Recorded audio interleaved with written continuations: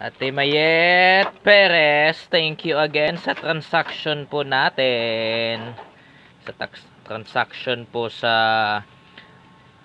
Numista PH Group. Ayan, ayan na po siya. Ayan na po ang nabili natin na coins.